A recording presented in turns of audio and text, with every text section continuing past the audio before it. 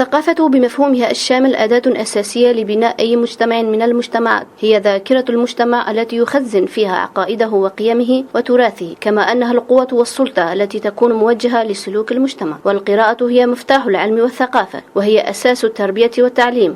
وقد أظهرت بعض الدراسات أن الفرد يأخذ 80% من معلوماته التي يتعلمها من خلال القراءة، وللقراءة تأثيرات نفسية للقارئ، فهي تبني شخصيته، ولها أيضا قدرة على التخفيف من الضغوطات اليومية والظروف الراهنة، فهي كعلاج نفسي له. فالكتب والدوريات لها تأثيرات على بناء شخصية الفرد ثقافيا إلى حد كبير يجعلها تتفوق على الوسائل الأخرى كالإنترنت والتلفاز. والسؤال الذي يطرح نفسه بشدة في هذه الظروف الراهنة والوقت العصيب وتداخل المعلومات فيما بينها: أين المجتمع الكردي من هذه الثقافة؟ ولماذا أغلب الشرائح المجتمع الكردي بعيد عن القراءة والمطالعة؟ من أين يأخذ أغلبهم معلوماتهم؟ يرى الأستاذ جوان مدير المكتبة في مركز دجلة للثقافة والفنون أن المطالعة وقراءة الكتب في مجتمعنا قليل جدا، ويرجح ذلك إلى الأسباب ظهور الإنترنت ومواقع التواصل الاجتماعي، وأغلب شرائح المجتمع منشغلون بالحياة اليومية. خواندنا كردا قال لك كيما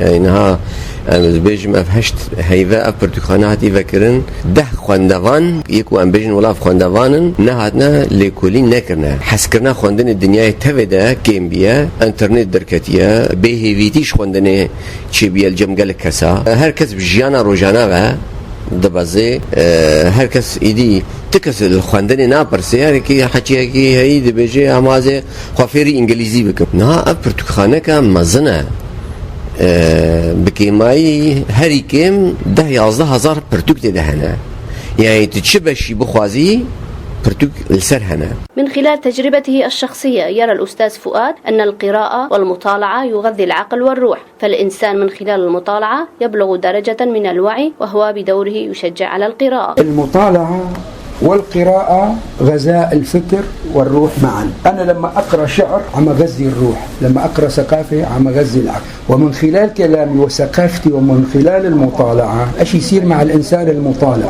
يصير مع الإنسان المطالع يكتسب كمية كبيرة من الثقافة. لما يكتسب كمية كبيرة من الثقافة يوصل إلى مرحلة نقدر نسميها مرحلة الوعي. فالثقافة تجي عن طريق المطالعة، وأنا من طرفي أنصح كل إنسان بس يقدر يطالع حتى لو طالع باليوم صفحة واحدة. وللأسف نحن لا نقرأ، وإذا ما قرينا والله راح نكون كل مالنا إلى وراء. في الدول المتقدمة حضاريا نرى أن الناس مقبلين على القراءة بشكل كبير، فالكتاب يبقى غذاء الروح والعقل، يترتب عنه إحساس بالسعادة والرضا.